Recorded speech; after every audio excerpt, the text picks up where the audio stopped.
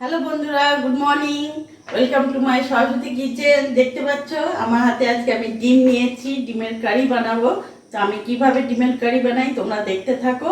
আর আমি ডিমটা সেদ্ধ করে নিয়েছি, গরম আছে এখনো ছাড়াইনি, ডিমটা আমি ছাড়িয়ে নিই।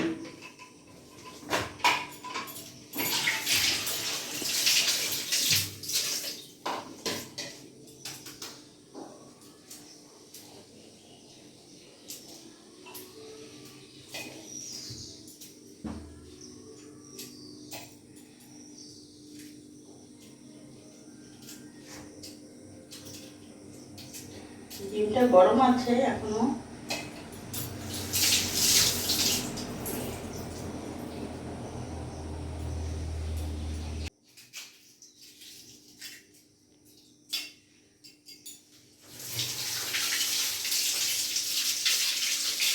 ডিমগুলো আমার প্রত্যেকটা আমি ডিম ছাড়িয়ে নিয়েছি। এবার আমি কড়াই ধরিয়ে নেবো।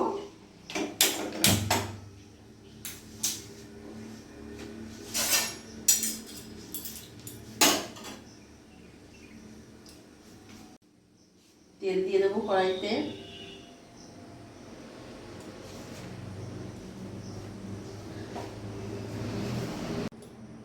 বন্ধুরা, তেলটা গরম হোক, ততক্ষণ আমি ডিমগুলো সাইডে সাইডে এমনি করে একটু চিড়ে নেবো। তাহলে এতে নুন তেল মশলা ঢুকবে, খেতে আরও ভালো লাগবে। প্রত্যেকটা ডিমগুলোকে আমি এমনি এমনি করে একটু সাইডে সাইডে একটু চিড়ে দিলাম মাঝখান থেকে। হয়ে গেল আমার। তেল গরম হয়ে গেছে।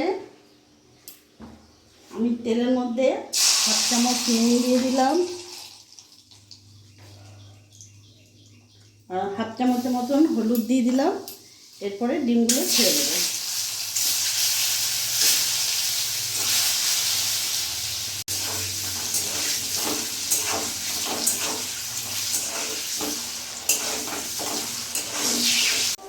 ডিমটা আমার ভাজা হয়ে গেছে, আমি এবার নামিয়ে ফেলবো।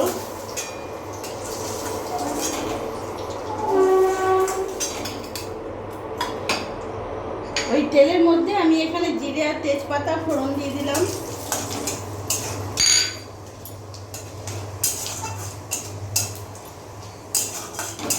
জিরে তেজপাতা আমার ভাজা হয়ে গেছে। এবার আমি কুচনো একটা বড় সাইজের পেঁয়াজ নিয়েছি, আমি পুরোটা দিয়ে দেবো।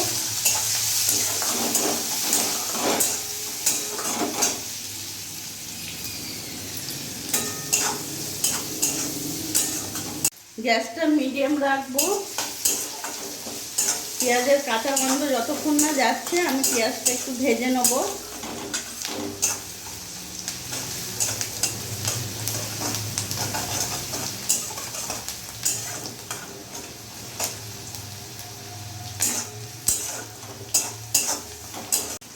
পেঁয়াজের কাঁচা গন্ধ চলে গেছে, দেখতে পাচ্ছ পেঁয়াজটা হালকা রং চলে এসছে। এরই মধ্যে আমি এখানে আদা রসুন লঙ্কা পেস্ট 2 চামচ দিয়ে দেবো।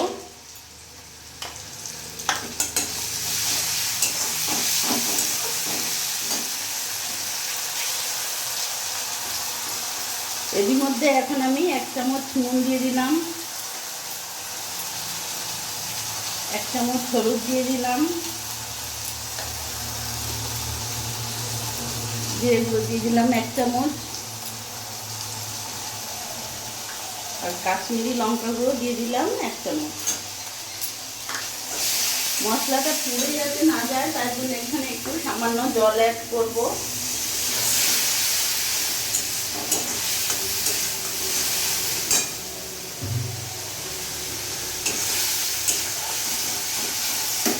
এরই মধ্যে এখন কুচনো একটা টমেটো নিয়েছি, পুরোটা দিয়ে দেবো। এখন গ্যাসটা সিম আঁচ করে আমি ভালো করে কষিয়ে নেব। কিছুক্ষণ ঢাকা দিয়ে রেখে দেবো যাতে ভালো করে কষানো হয়ে যায়।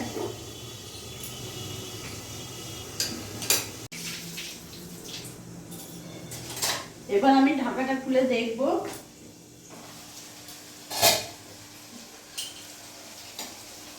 দেখতে পাচ্ছ ওপর থেকে পুরো তেল ছেড়ে দিয়েছে। আমি একটু এরকম করে নেবো, টমেটো মশলাগুলো ভালো করে যেন হয়ে যায়। গ্যাসটা মিডিয়াম করব, সিম আঁচ করা ছিল।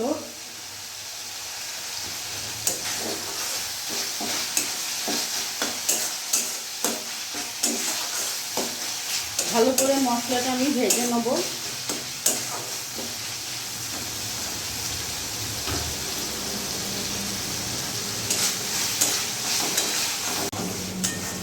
আমার খুব সুন্দর মশলাটা কষানো হয়ে গেছে, তোমরা দেখতে পাচ্ছ।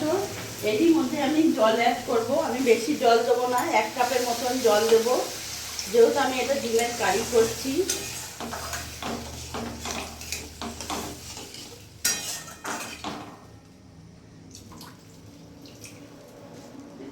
আর জল আমি দেবো না। এবার কিছুক্ষণ আমি ফুটতে দেবো, গ্যাসটা মিডিয়াম রাখবো। বন্ধুরা, আমি 3-4 মিনিট পর্যন্ত ঢাকা দিয়ে রেখে দিয়েছিলাম। এবার আমি ঢাকাটা খুলে দেখব। দেখো কি সুন্দর ফুটে উঠেছে। গ্যাসটা এখন আমি একটু মিডিয়াম করব, আমার একটু সিম আঁচ করা ছিল। এরই মধ্যে এখন আমি ডিমগুলো ছেড়ে দেবো। ডিম দিয়ে আমি এখন কিছুক্ষণ ফুটাবো।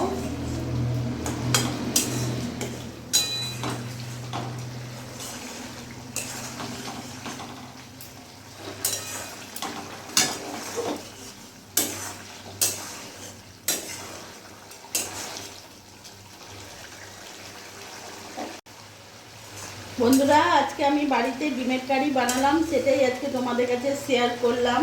এই ডিমের কারি তোমরা রুটি, পরোটা, এমনকি গরম ভাতের সাথেও খুব ভালো লাগবে খেতে। আমি আরও কিছুক্ষণ ফুটিয়ে নেব।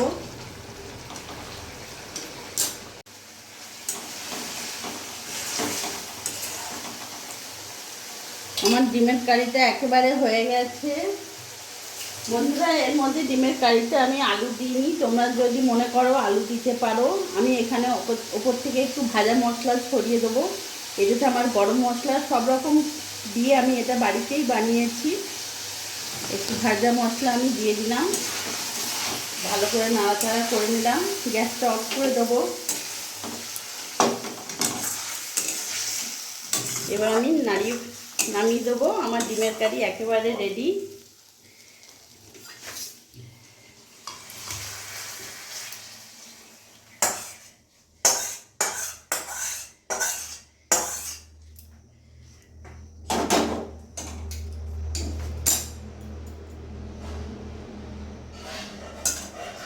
দেখলে বন্ধুরা, আমি কত সহজে আজকে বাড়িতে ডিমের কারি বানালাম। আমার এই ভিডিওটা যদি তোমাদের ভালো লাগে, প্লিজ তোমরা লাইক করে পাশে থেকো, আর তোমরাও ভালো থেকো।